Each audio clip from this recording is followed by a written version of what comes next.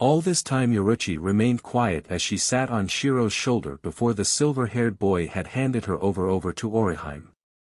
The large-breasted girl held the cat woman against her chest as everyone tried to decide what they were going to do. With Aizen now on the run with Ikamaru, it was only a matter of time before somebody found them. Wiggling out of the young teen girl's arms, Yoruchi ran over towards Isshin when the tiles below their feet moved, revealing Hanataru and Aizen. The former captain of the 10th and Unohana both helped the two lieutenants out of the sewer tunnels. Hanataru began to tell his captain what had happened, even as Isshin was healing his minor wounds. Unohana listened to his story as she healed Aizen's arm. As he told them about how Captain Aizen and Ikamaru had attacked them, Yoruchi couldn't help but be impressed how Hanataru had gotten them both to safety. Smart. She thought as she sat there listening to him. He's close then. Byakuya's voice surprised he, causing Yoruchi's hair to stick up slightly. She hoped nobody had noticed that she'd been surprised. He's gotten better at hiding his energy. She thought with some pride. I would have thought he would run.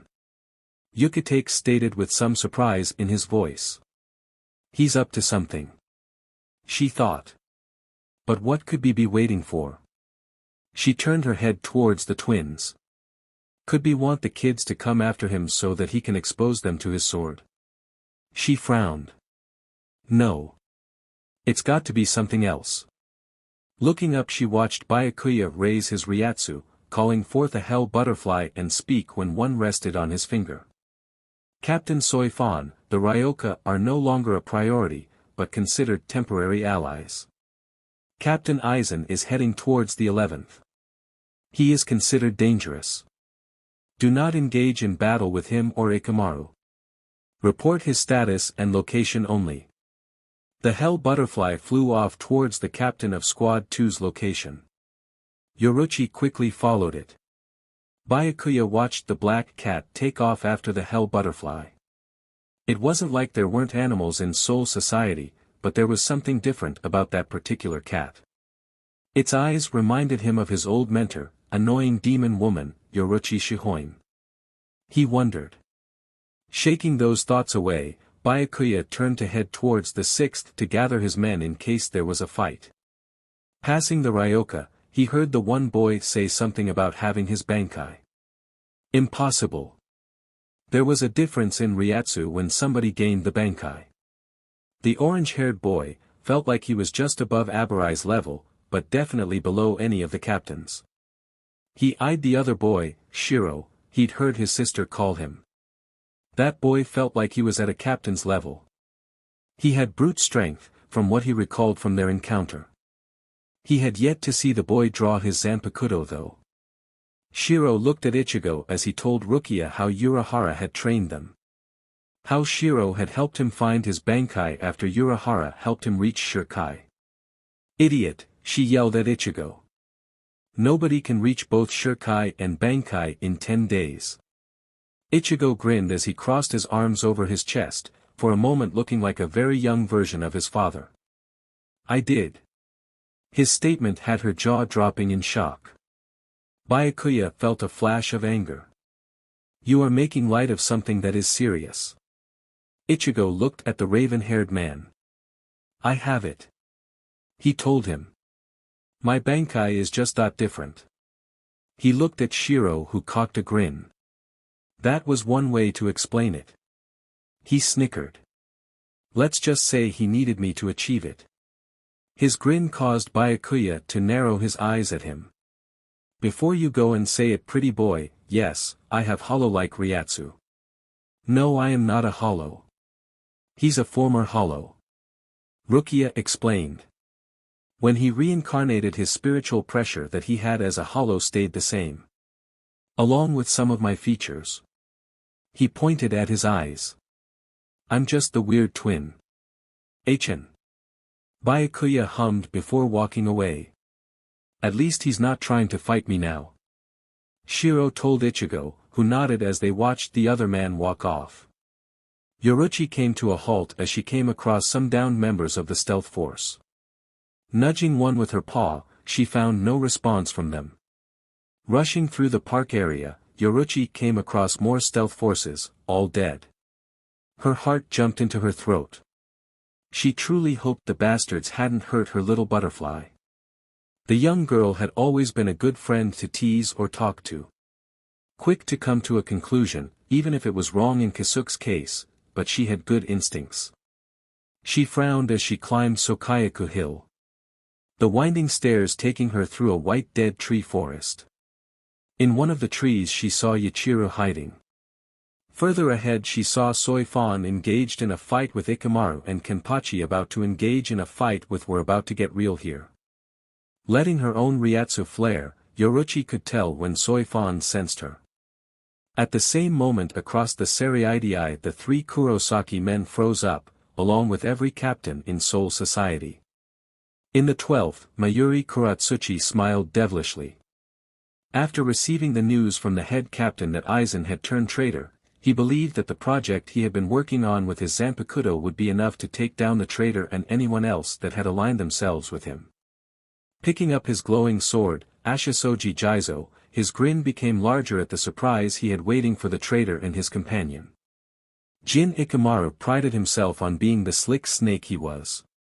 Since before he had joined the Gotei 13 as first a lieutenant, then later a captain, Jin Ikamaru hated Aizen.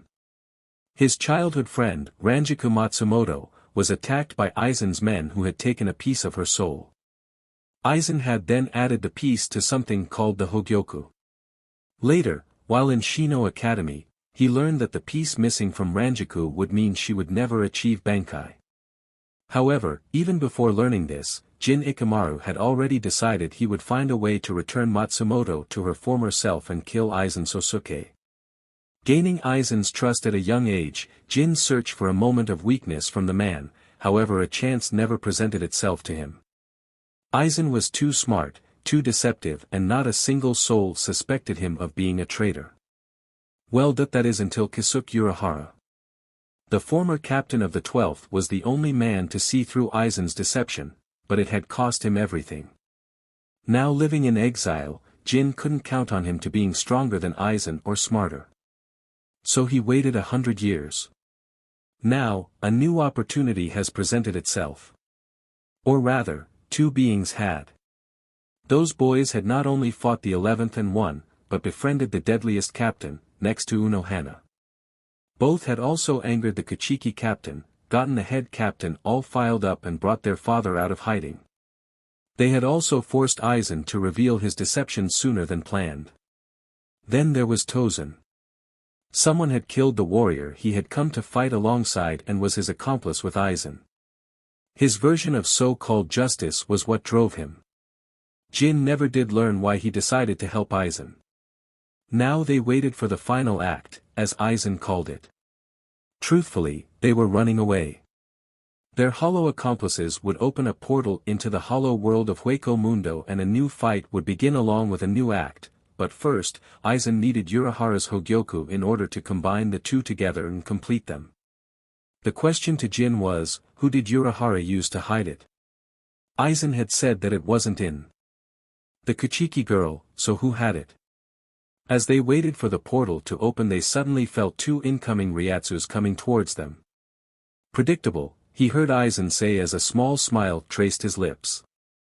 Soifon was the first to appear with her Shirkai already in play and a dozen warriors from the stealth and reconnaissance squad with her. They surrounded Jin first as one of the more dangerous captains appeared. Kenpachi was itching for this fight. Jin gave a side glance at Kenpachi and then towards Aizen.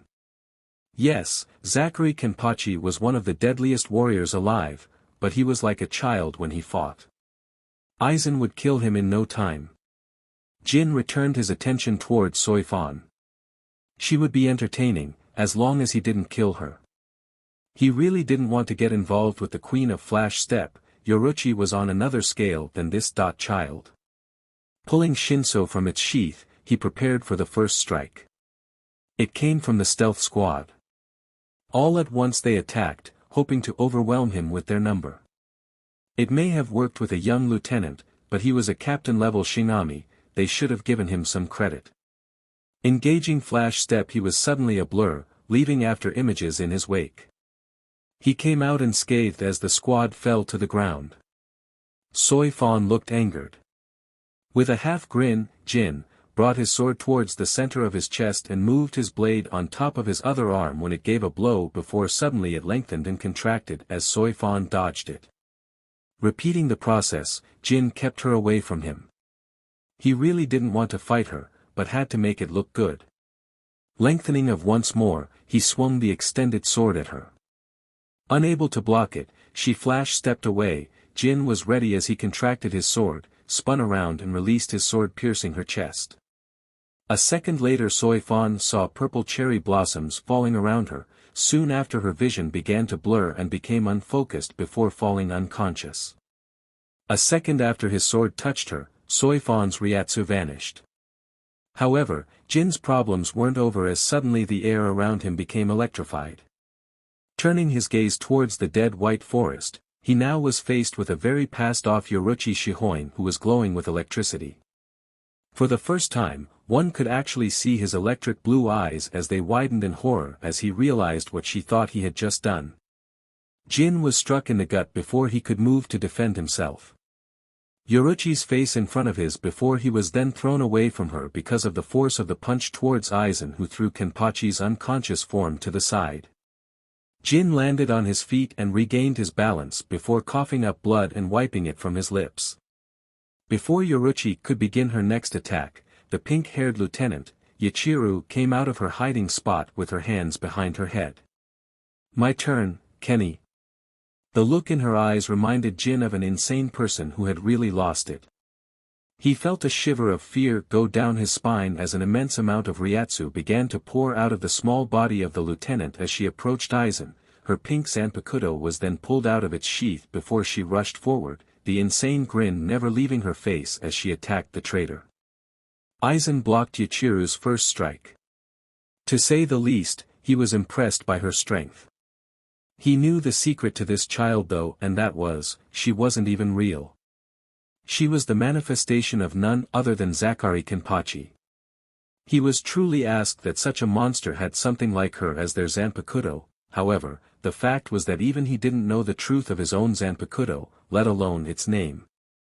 It wasn't in Kenpachi's nature to be curious about something so trivial when he, himself could demolish his enemies. Unfortunately for Aizen though, it would seem Kenpachi's sword was just as crazy, if not more so, than its master. Ichigo was truly unhinged as she went at Aizen with everything she had. Pulling her sword from its sheath instead of trying to beat him with it still sheathed, no command was called out as the sword glowed bright pink. Suddenly two unusual creatures formed beside her as she continues to attack him. Having never experienced her Shirkai before, Aizen wondered if this was truly what Kenpachi's looked like. One creature seemed to be made of bone with teal hair. It wore a black cloak and had a large bone going vertical in the middle of its face. The other is plump and covered in yellow fur, wielding a cleaver. As Ichigo attacked Aizen, the creatures mimicked her movements. As she attacks, the plump one's attack comes before hers, and the bones-faced one's comes quickly after hers attack. This ensures that if she missed, one of the other two would get their opponent. Aizen was forced to take a step back to miss the attacks. It turned out he had miscalculated this girl, this Zanpakuto's strength. She was a true monster. Ichigo and Shiro have each other a look. They had felt that release of energy. No doubt about it. It was one of their new allies. They knew their father would try to stop them, which meant it was time to pull a twin on him. Shiro gave Ichigo a nod before moving to distract their father with some questions while Ichigo went to help their new friends. The hollow child approached the captains. His golden eyes seeming to creep them out a bit. Good. His Zanpakuto quipped. They need a reality check once in a while. Turning his attention from the older head captain, Shiro spoke. So, why the hell did you hide the fact we have family here? He yelled as he pointed at Isshin. This question threw the older man off.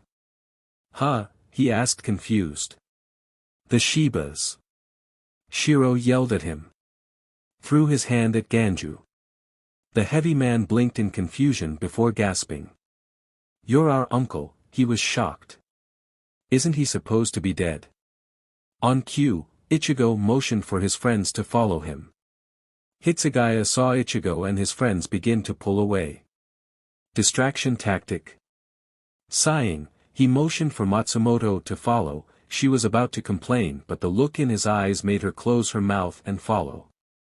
"Now wait a darn moment, I just said something about this." Isshin yelled at his youngest son. Shiro turned his back to his father. "Oh, now you say something." He hid his grin. Isshin really never did catch on to this tactic until it was too late. Isshin crossed his arms over his chest. "I'm sure I've said something over the years he began only for Shiro to continue. Hell, I didn't even know about my powers until they manifested and I had to learn by myself because you always made me feel inferior." Oh yeah, he was pulling out all the stops here. Isshin felt embarrassed for making Shiro feel this way. "I never meant for that to happen." He went to look at Ichigo, when he suddenly realized that his eldest was gone. "Where's your brother?" Shiro looked over his shoulder with a big grin. "Where do you think?" Both Kairaku and Yukitake looked dumbfounded. "He got played," Shunsui stated, a bit impressed. Jushiro chuckled next to him. "By his own sons." Both men chuckled. The head captain didn't seem amused by this display. It was then that a second explosion of Ryatsu was felt coming from Sokayaku Hill. It was from Captain Unohana, as she had made the discovery of the two battles. Yoruichi seemed to be holding her own against Jin, but she was worried about Lieutenant Yuichiro. Though powerful, the girl couldn't possibly win against Captain Aizen.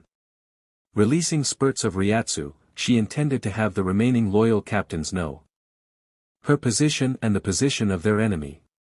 Just as Yuichiro jumped away from Aizen's Kido-based attack, two Quincy arrows faced past her. Reflecting one arrow, Aizen caught the second with hand and crushed the power within it. Unohana turned to see the Quincy, Yuryu staring with wide eyes. He cancelled Ishida's attack. Orihime stated with shock. Aizen smirked. "Your pitiful attempt to attack me will result in your deaths, humans." With no incantation, he shot out a bolt of lightning towards the group. "Orihime!" Ichigo yelled out. "Santen Keshin," she yelled out, creating a golden shield between herself, her friends and Aizen's attack. The bolt of lightning danced across the surface before being reflected back towards Aizen. The result was an explosion where he stood. However, as the dust settles, it was revealed that he was unharmed. However, time had run out as a dozen flash steps were heard. A second later, half of the Godai stood around them all with their Zanpakuto released, ready to bring down the traitor. What none could have foreseen was this was only the beginning. Shiro grinned as Isshin tried, though failed, to sound like an angry scolding father as he and the other captains Flash stepped to where he could feel his other son, Ichigo. Shiro had to admit that he was kind of enjoying the fatherly yelling Isshin was doing. He understood that his father was worried about the safety of everyone, maybe even a bit worried about Shiro, otherwise why would he care what they did, or where they went?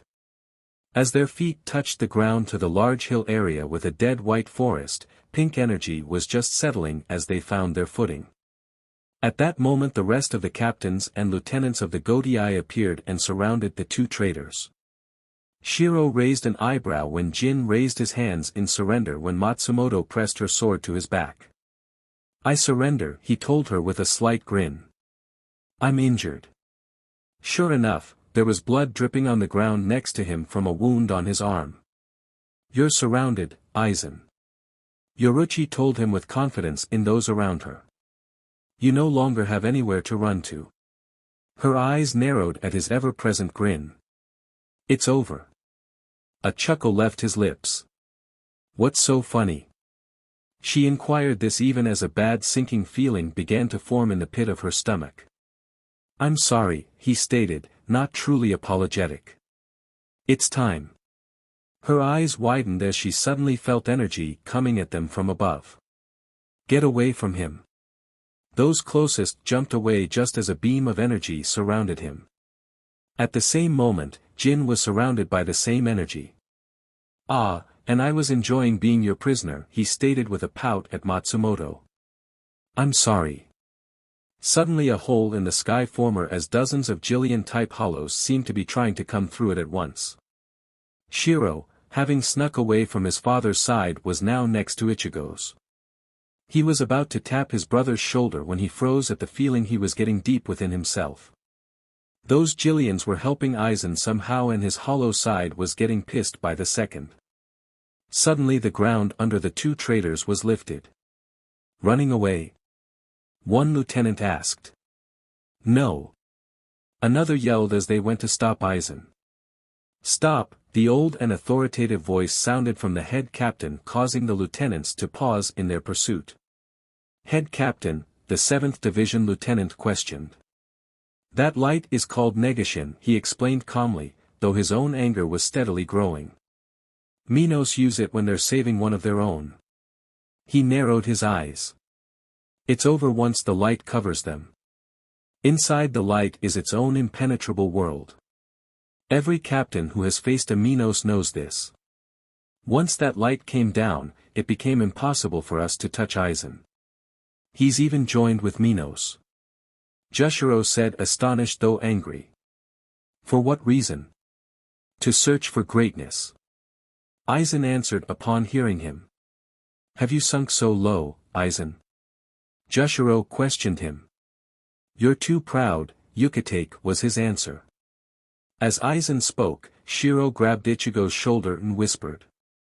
"We've gotta do it now or else we lose this fight." "Now?" Ichigo asked, knowing exactly what his brother was asking him.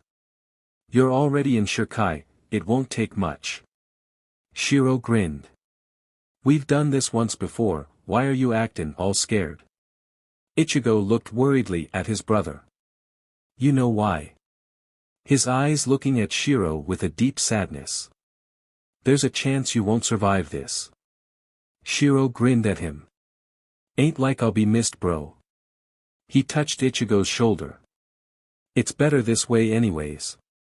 People don't like freaks like me as it is." "You're not dash," Ichigo began to argue. "I am," Shiro reiterated. "Don't worry, I'll still be with you. One way or another." He looked up as Aizen and Jin ascended further. "Let's do this, Ichi." Aizen believed that they would escape and he would begin to build his army of hollows in order to destroy Soul Society and eventually even the royal realm as well.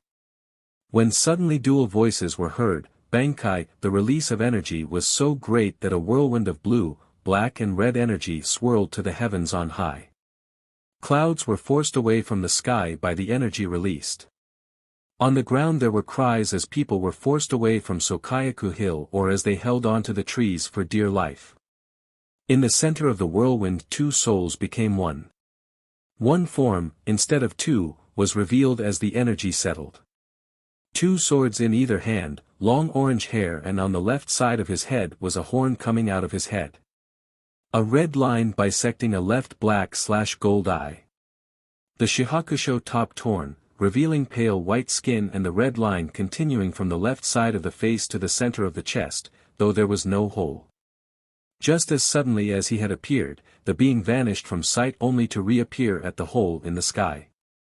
From the larger of the 2 swords a bright red Shiro formed.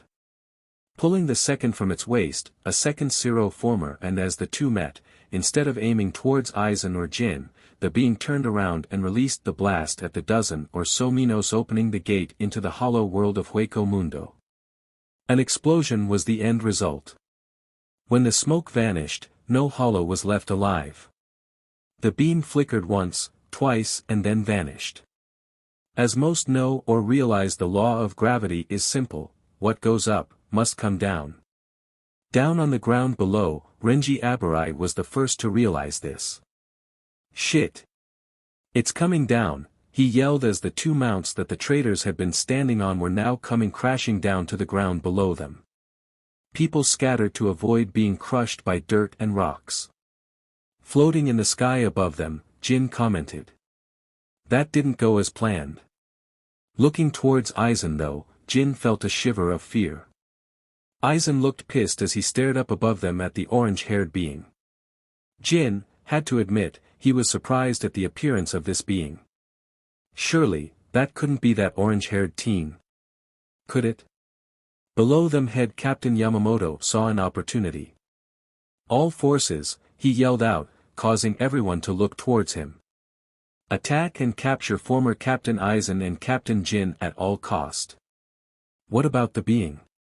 Shunsui inquired as he lifted his hat from his eyes. If it is on our side, capture it. Yamamoto answer. If it attacks you, destroy it. At that moment every captain and their lieutenants turned to attack the two fugitive traitors and to investigate the new being to see whose side it was on.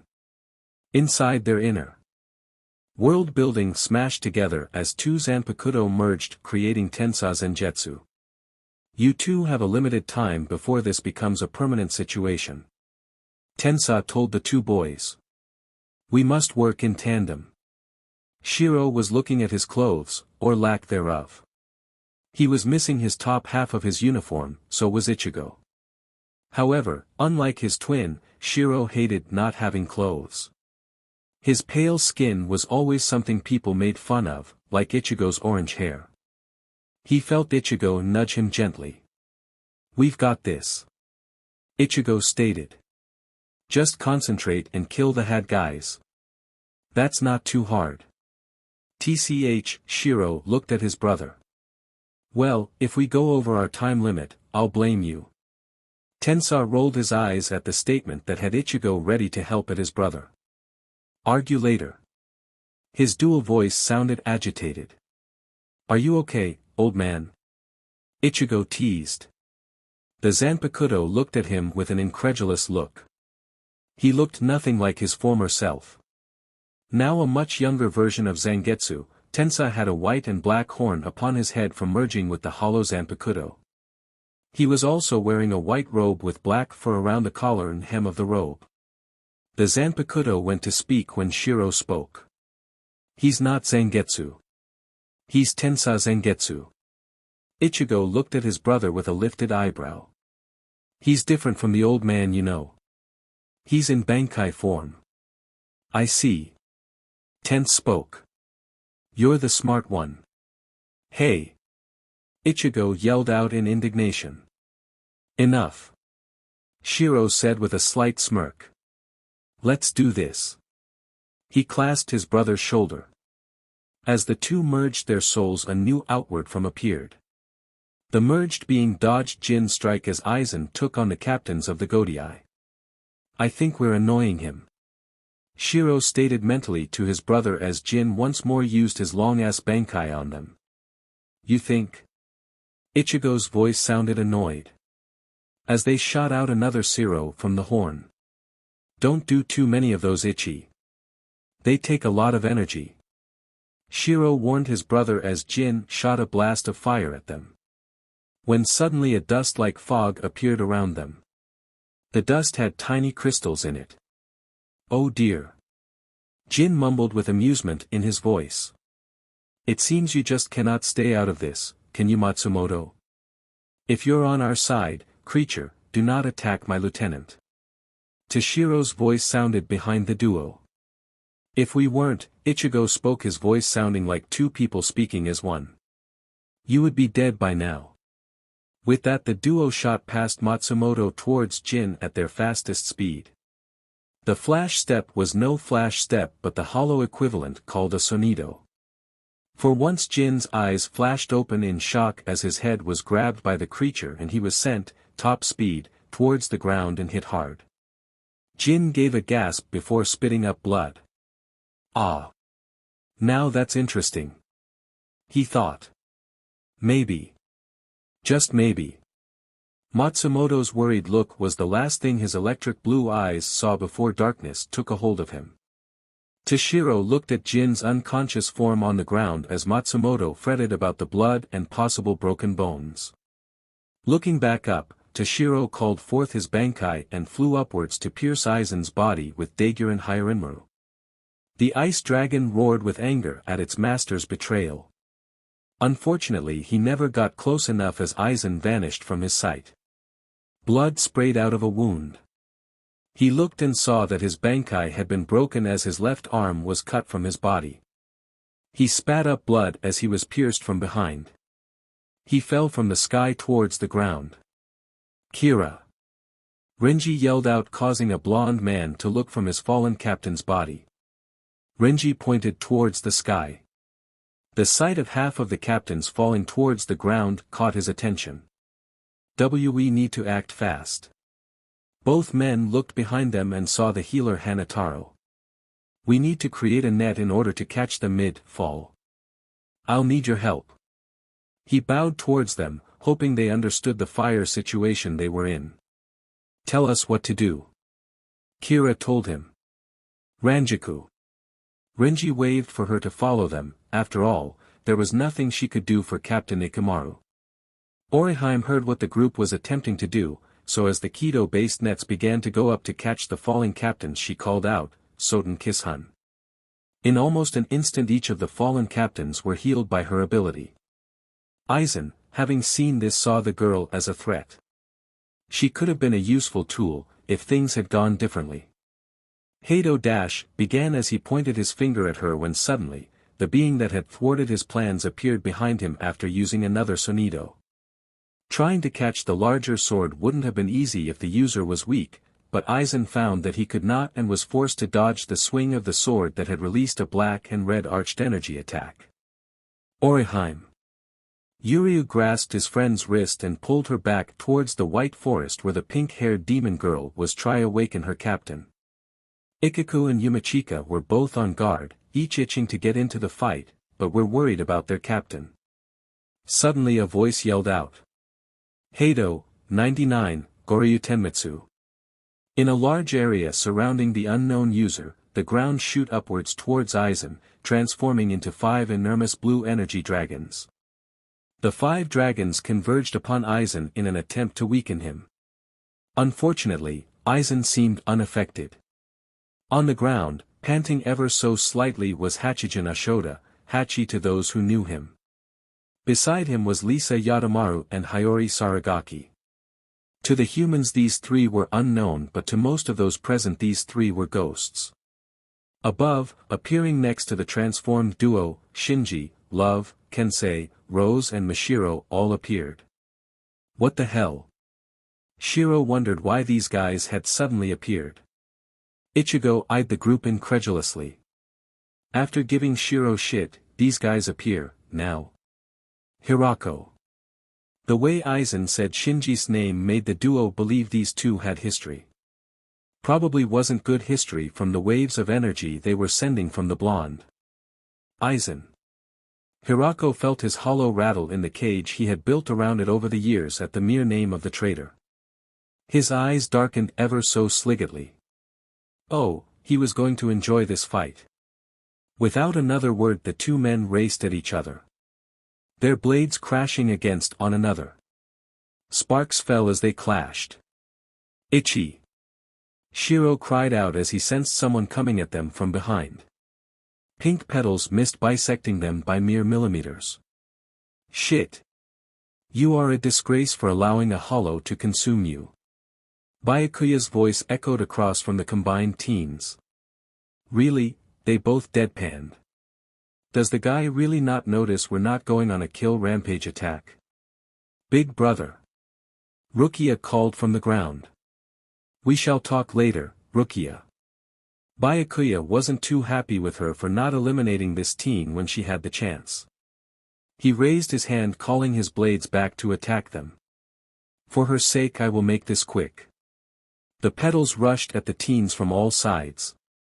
Spinning their 2 blades, the combined teens tried to reflect them.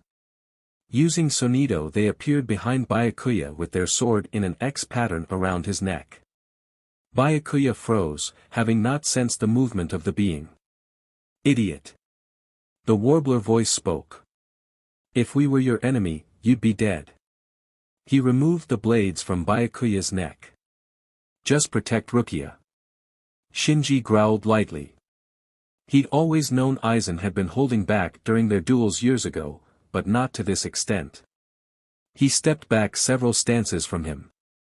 He was about to be forced to use his Shirkai. When he suddenly felt something in his soul crack. That last strike hadn't felt right. What a fierce look you have, Hirako. Have you just realized that your last strike wasn't against me? At that moment Shinji watched as Hiyori dropped from the sky from behind Aizen. It would seem those eyes have finally come back to life after 100 years. Ichigo and Shiro caught the injured visored girl who was bleeding from a strike against her chest. Blood began seeping from her shoulder to her stomach. How did he not know? Shiro asked Ichigo. It then occurred to them at the same time. They're still under his illusions. Shit. Shit. Shit.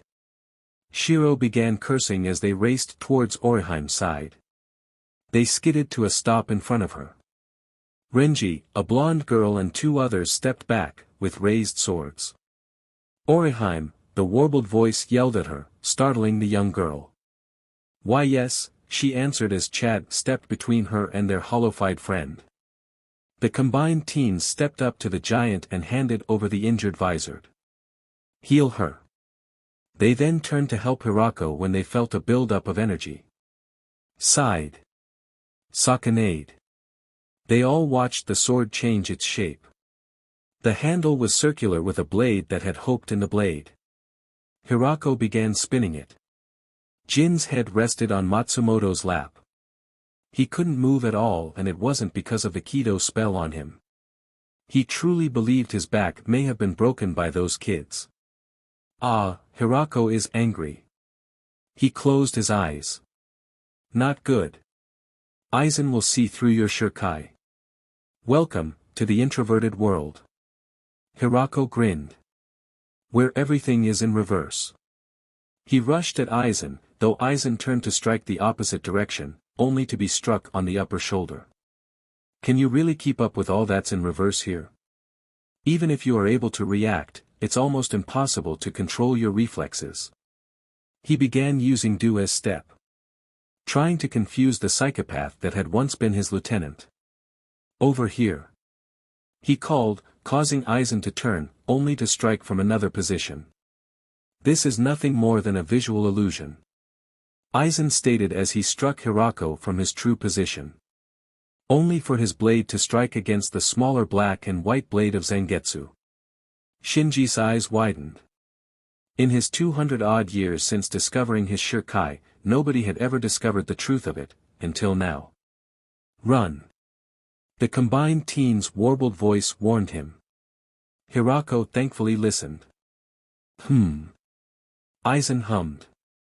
Do you truly think you can take me on in that form, beast? Shiro grinned in their shared inner world. He has no idea the whoop-ass he's in for. Ichigo grinned back at his brother. Should we go for form 2? Shiro smiled, broadening at this. And ruin the surprise? The bestial form just grinned under the mask before standing a bit straighter. You have no idea, they growled at him before vanishing from his sight.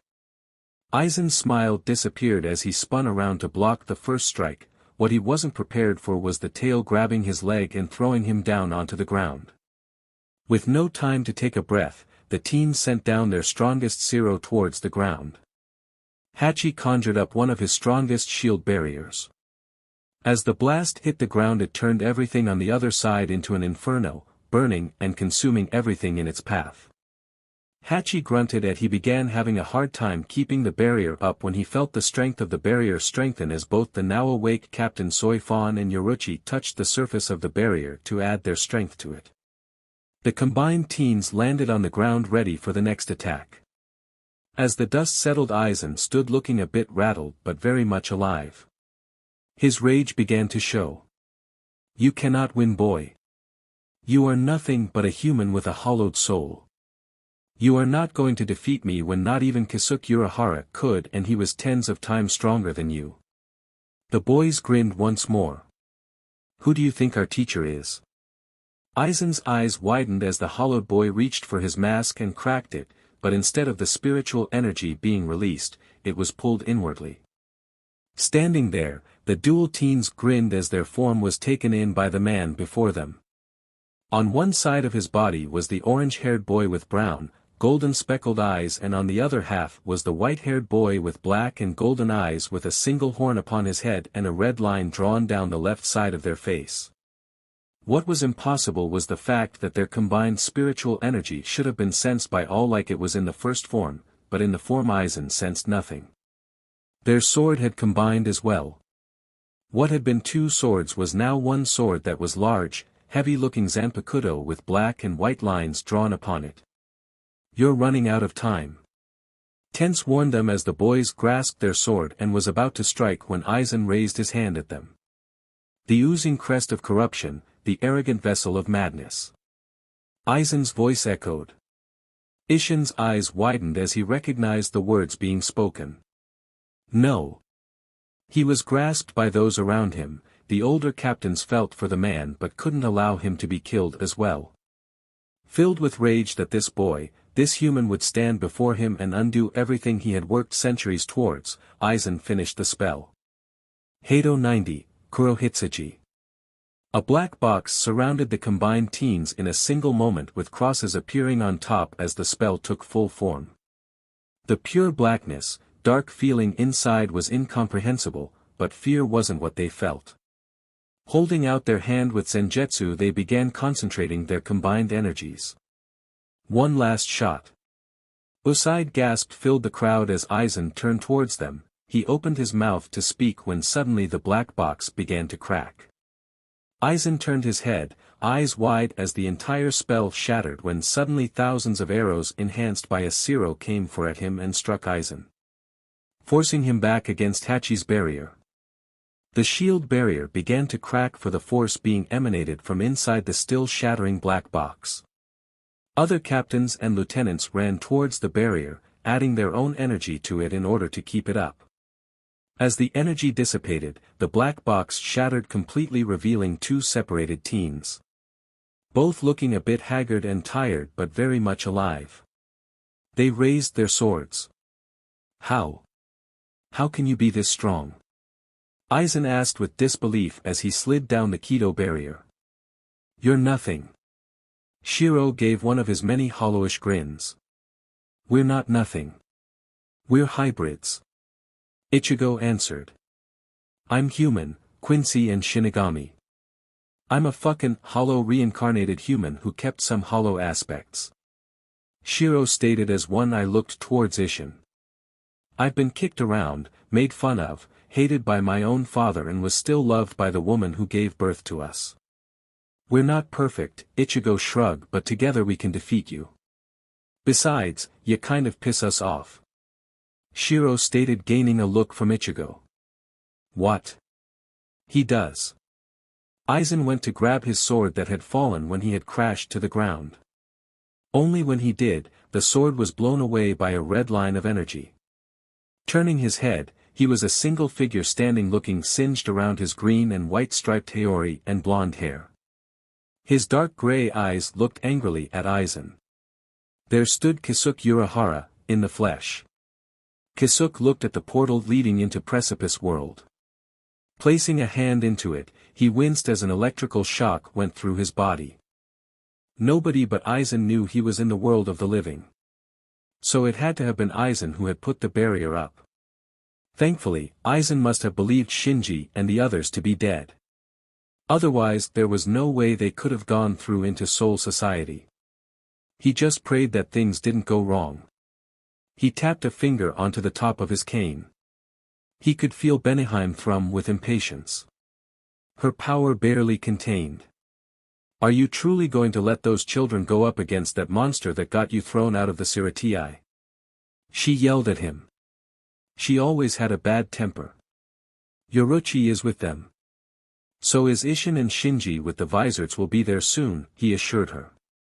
In his mind's eye he could see the clouds gathering in his inner world. Red, dark, angry clouds. A figure of a beautiful, black-haired princess in a beautiful red kimono stood on a dark landscape looking towards him angrily. Closing his eyes, Kisuke took a deep shaky breath. Her anger always affected him, because her anger was a reflection of his anger. "We can break that barrier," she told him. "Use me, damn it."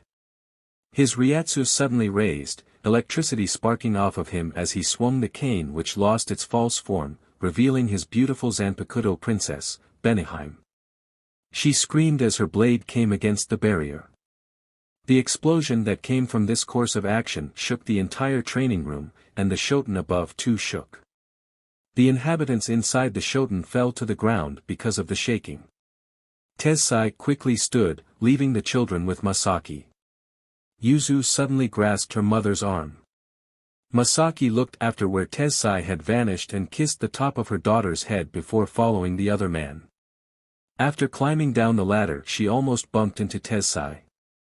Tessa stood with a shocked expression upon his face. The entire ground to the training space was gone. The portal ahead of them was now on fire around its edges.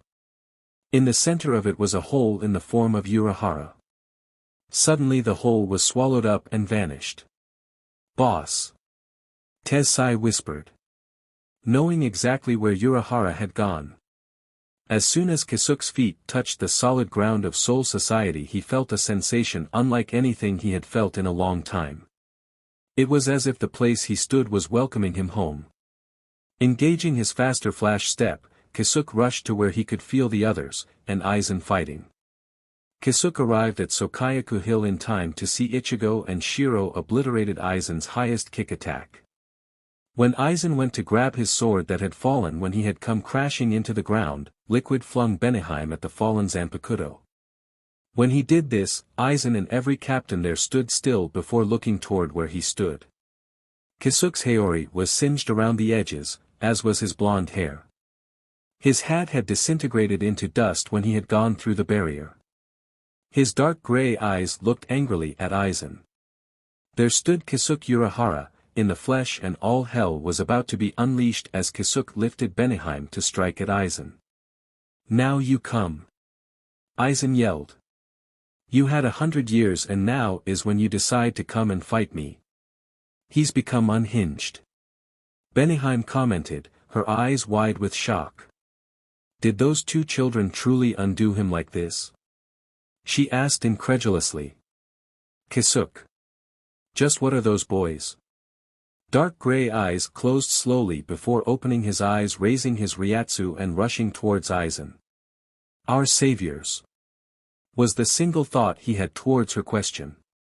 Benihime glowed bright red as Kisuke's free hand began to glow, as well as he began to chant in a low voice, too low to be heard, as his Zanpakuto struck Aizen's Zanpakuto.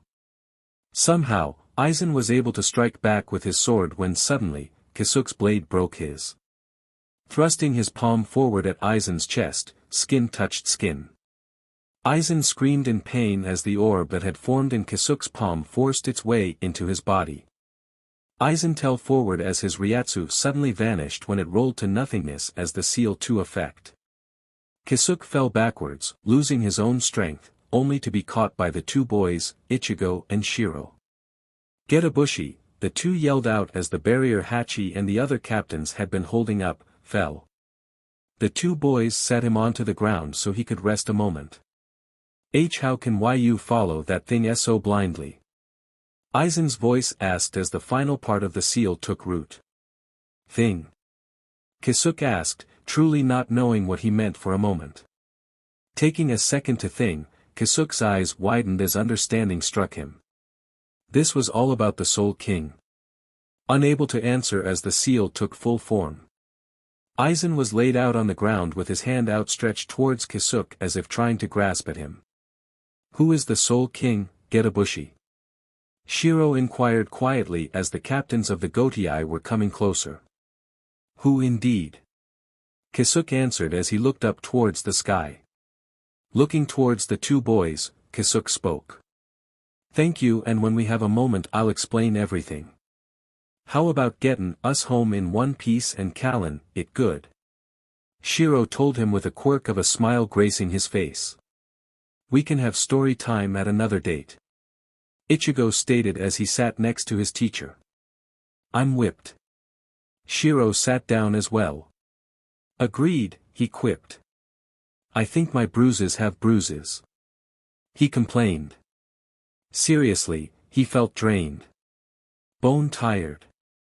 Like he could sleep for a decade or two. Zen, what's with my sudden weakness? The hollow looked sadly at him. You were together too long. Was his answer. Ah. Shiro looked over at his grinning brother. Is Ichi. Zangetsu was able to separate you two before it began to affect both of you. The hollow was beginning to look translucent. We're going to die. Shiro opening his eyes and noticed that he was on his back. Coughing, he tried to regain some breath. Shiro, he heard his brother's voice. Why did Ichigo sound like he was yelling into a tunnel? He couldn't answer Ichigo. His chest felt heavy. Kisuke's and Ichigo's worried faces appeared above him. Ichigo turned away and looked over his shoulder before yelling. Dad! Isshin, who was looking at one of the injured lieutenants, suddenly heard Ichigo help for him. In that moment, he more scared that when the black coffin had surrounded his sons. Turning slowly, as time seemed to slow down for him. He saw Ichigo's frightened look as Kazuki looked up worried from Shiro's downed form. Something wasn't right. His boy wasn't moving. Standing quickly, he ran over to the downed boy. Shiro, his voice sounded off. Shiro was breathing harshly, as if he couldn't get enough air. His usually dark lips were turning blue. His eyes suddenly opened. Isshin's widened. Gone were the gold on black eyes. Replacing those eyes were the most brilliant blue eyes he had ever seen, reminding Isshin of the bluest ocean. His own began to tear up. Don't cry. Pop. I'm just a hollow-born child. Isshin grasped his hand and brought it up to his cheek. No. You're not. Isshin petted Shiro's silvery white hair. You're my boy. Shiro closed his eyes as a slight smile traced his lips. Now that you say it. His heart suddenly stopped, and at that moment Isshin felt his own heart freeze, before grasping for his now dead son. Orihime quickly ran over to Shiro. Her heart clenching at the sight of the young man that had captured her attention so long ago. Calling forth her healing power, the shield appeared over him. Her emotions began to spill over as tears ran down her cheeks. Soten kiss hun. Pouring her entire soul into healing him, her mind drifted to when they met. In high school earlier this year. Orihime was staring off into space, or so it seemed. In reality she was thinking of what she would make for dinner that evening. I could make myself some pork cutlets over rice with some sweet bean sauce and some banana cream with strawberry pudding, and maybe use the rest of the spicy sauce from last night over the cutlets. A flash of silvery white caught her eye, causing her to state at the young man next to her. She recognized him as the boy she had met in the hospital a few years ago. She had always wondered where he had gone off to. He wore sunglasses inside, even though it was against school policy. He also had a pair of blue earphones around his neck. He was looking out of the window, not paying attention to anyone inside. Suddenly he turned and looked at her, annoyance evident in his face. What? He asked gruffly. The memory from the hospital conjured up a name. Shiro? She asked with uncertainty. The boy cocked his head. Do I know you? Embarrassment filled her as her cheeks flushed. I mean that we met that a long time ago. She trailed off. Maybe he doesn't remember me. I'm Orihime Inoue. He grinned at her, showing off sparkling white teeth. Shiro Kurosaki. His smile was a true smile, not a false one she would see him give others.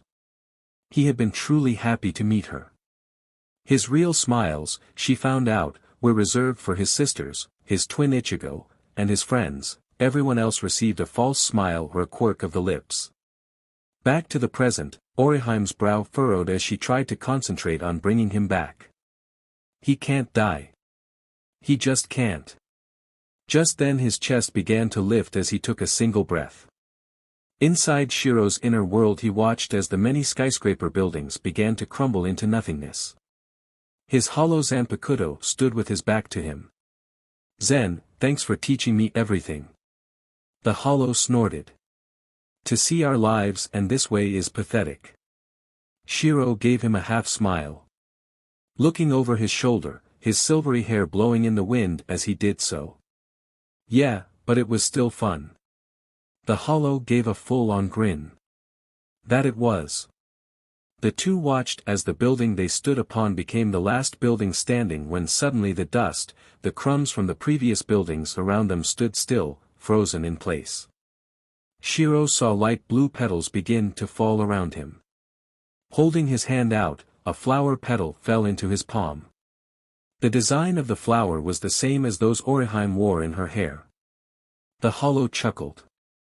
"I guess your girlfriend doesn't want you to leave her just yet." Shiro gave his hollow a real smile. "What can I say?" he stated with a shrug. "The girl is head over heels for me." Outside his inner world Shiro gave a gasp as air rushed into his air-deprived lungs. Upon opening his eyes, his gold on black eyes, he saw Orihime's barrier vanish before suddenly he was grabbed by Isshin who was weeping like a baby. Ichigo wrapped his arms around him from behind. He coughed as the new air in his lungs was forced out by his stupid father. "My boy is back!" Isshin cried out. Tears of joy ran down his cheeks as he squeezed Shiro. Never again would he let his son feel unloved. He would support and love him no matter what. "Pop!" Shiro gasped as he tapped Isshin's shoulder. He couldn't breathe. He just came back from being dead. He didn't need to do second visit. Ichigo squeezed Shiro one more time before letting go. Suddenly he felt the air from his own lungs rush out as somebody rushed at him. Tiny hands grasped him from behind. "Ichigo." It was Rukia's voice. "You idiot." Her fist banged on his back. "What were you thinking?" Turning he grabbed her fist and pulled her into a hug. "That a friend needed my help." He gave her one of his best smiles. "You think I'd let anyone hurt you after everything we've been through?" She gave him a blank stare. "If you're in danger, I'll be there to protect you. If you're hurt, I'll end the one causing you pain." He pushed a strand of her hair out of her eyes. "There might be a huge age difference between us, but that means nothing to me." Rukia's cheeks turned pink. "Ichigo." She looked away from him. "You really are stupid." He laughed. "I never claimed to be smart." Shiro, becoming annoyed, had enough of his father's blubbering. Fisting his left hand, he brought it up and under Isshin's chin in a hard punch. "Enough, old man. If I wanted to be left lifeless I would have stayed dead." Standing, Shiro turned towards Orihime and gave her one of gleaming bright smiles. "By the way, thanks gorgeous." Orihime felt her cheeks heat up. Shiro." She grasped her cheeks with hands to hide the apparent redness. Peering at her face, Shiro's grin broadened. "What?" A ways off from the small group, the three older captains gave the group some time to celebrate. "How long do you think they have before Yamaji gets involved?" Shinji asked as he picked up his fallen hat from the ground. "I give them another 5 minutes." Jushiro answered as exhaustion from the day's events started to quickly tire him. Unohana looked around Sokiyuko Hill at the various captains and lieutenants as they healed each other. The head captain stood at the top of the hill overlooking everyone. He standing back, allowing healers do what needed to be done as others from Squad 1 began to secure the sealed body of Aizen. Jin Ikamaru laid with his head still upon Matsumoto's lap as Aizen and Hanataru examined his back and legs to see if he was truly a cripple now. Soifan eat on the ground with a flush of embarrassment as Yoruchi berated her as Urahara examined her to ensure she was injured too horribly. Unohana smiled at the two men next to her. "I'm certain once things quiet down, Yamamoto will have his long talk with Isshin about his two boys becoming the next substitutes." Shunsui hummed. I hadn't thought about that. I wonder what he will have to say about Shinji and the others. Jushiro have a quick glance towards their old friends who were surrounding Hiyori, who was complaining about the attention from her companions. That one could go either way. Shunsui answered as Unohana decided to approach the Vizards to see who needed healing. In the end, 3 of the Vizards, Shinji, Kensei, and Rose were asked to return as captains to divisions without captains. Rose returned to the 3rd, Shinji returned to his old division to undo the damage Aizen had done to the 5th, and Kensei returned to the 9th only to find out that the kid he had saved 100 years ago was his new lieutenant. This annoyed him ever so slightly, especially once Mashiro found out about Shuhei. As for the Kurosaki twins and their friends, things were never the same, that they were even better. Smoke rose from the ground into the sky. The Siriidii was on fire. An enemy had come out of the shadows of Soul Society's past and literally bit everyone in their asses. Taken by surprise, many were killed in an instant without knowing what or who had killed them. Captains lost their bankais because of a secret ability created by the leader of the enemy who, once it was revealed, was the Soul Kong's son, the ancestor of all Quincy. Currently surrounded by 100 young Quincy's, Ichigo couldn't help but feel betrayed by his friend, Uryu Ishida, who had joined the enemy forces. Zangetsu pushed his wielder forward. Having been trained in the royal realm, Ichigo was tens of times stronger than he had fought Aizen. He still had his friends fighting next to him in their own battles. Rukia was fighting as not in retaliation for Byakuya losing his bankai to the man. She felt it her duty to get her brother's bankai back by defeating the monstrosity that was as not. An arrow narrowly missed Ichigo's head before Zangetsu comes up to block the arrow. Blue lines appear on the right side of Ichigo's face and right arms as he swings his Zanpakuto.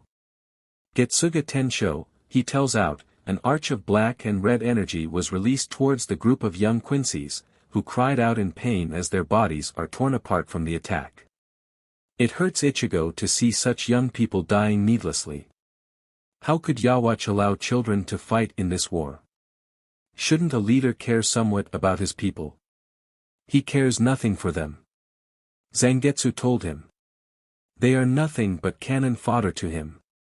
He devours his own people's powers to keep himself stronger. A flash of an image of his mother and sisters appeared in his mind. We will keep them safe, Ichigo. Zangetsu promised. Suddenly a dozen arrows flew towards the teenager only for them to explode before coming in contact with him. Covering his eyes to protect them from the blast, Ichigo saw a figure appear in front of him. Dressed completely in white with black armor on his shoulders, the figure was revealed to be Shiro. Since his training, Shiro seemed impossibly stronger than ever. A barrier had appeared around Ichigo's position, explaining why the arrows had exploded. Yo, Ichi.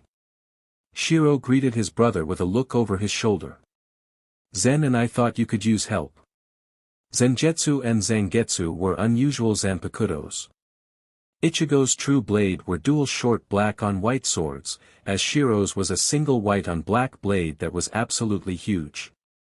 However, his true attack was different from Ichigo's. True, both could do Getsuga Tensho, so could their father. Shiro had discovered his true attack during his training in the royal realm too. Let's end this, Ichi, Shiro told him as he raised his hand to lower the barrier. We've got bigger fish to fry. Meaning Yawatch. Ichigo lifted his blades in preparation for his next attack. Agreed. As soon as the barrier dropped, Ichigo cried out, Getsuga Jujisho. The attack that he had once used years ago was 1,000 times more powerful than before. A cross formed from the attack, hundreds upon hundreds of arrows began to call from the sky. Shiro lifted Zenjutsu from his back. As the blade pointed towards the sky, Shiro spoke a chant. Shirai Kiba no Suki no Bakufu White Fong Moon Blast. It was more of a release for a Shirkai rather than an attack. The white on the blade lit up with energy that was released towards those in front of him in huge blast that consumed those in front of them. Lowering the blade, Shiro grinned at his brother. Show off. Ichigo muttered under his breath, causing Shiro to laugh. I haven't even shown you my new Shiro attack, he bloated a bit. Please don't. Ichigo told him as the two ran through the ruined city to meet up with allies in order to take on Yhwach and end this war. They could feel Rukia release her Bankai, and felt it when Renji released his. Knowing their battles were coming to a close, the twins pushed their legs to run faster to meet at the agreed-upon place. When they arrived, the two saw the one man they wished they didn't have ally themselves with to defeat the madman ahead of them. Aizen grinned at the two, his right cheek covered by an eye patch. Both had heard that his powers had increased since he had been sealed away, but hadn't believed it until now. They could feel it simmering under those black robes that contained his power. TCH. Irritated, Shiro walked past the other man with Ichigo. Try not to get your bastard self killed. You still have time to serve for your crimes. Shiro. Ichigo warned his brother. Aizen chuckled. For a hollow dash. Shiro growled. Former. Apologies. Aizen stated with arrogance. You still do not know your place. Ichigo gripped his Zanpakuto, trying not to behead the bastard. And where would that be? Ichigo asked. Aizen eyed the other boy. At the feet of his betters. Ichigo was about to attack him when Shiro burst out laughing. You really are full of yourself. Shiro stated before leaning forward towards Aizen, his golden eyes flashing with mischief. Ah, but that's why you're not a king, you're a horse who does the king's biddings. Shiro had a brief gleeful moment when Aizen's arrogant smile vanished from his face, faded. And who is your king, Hollow? Aizen was purposefully trying to harry Shiro, who refused to fall for his trick. Shiro's grin broadened as he stood tall and away from Aizen, his eyes giving a side glance towards Ichigo. Wouldn't you like to know? Before they could continue to banter back and forth, Renji joined them, forcing the group to continue their way to fight their true enemy. A battle soon ensued, one that would determine whether Soul Society, the world of the living, and Hueco Mundo would continue to exist as they had, or if they would cease to exist. In the end, many would die for that answer. It would be the Kurosaki twins who would stop Yhwach. Ishida would betray Yhwach in the end, helping the duo. With a combination of Aizen using his illusions to give the others a way to stop Yhwach. In an instant things could have gone either way, and with an upper hand, because of the twins, Soul Society and the Siriitii were able to fight back and survive until the next time an enemy would challenge them.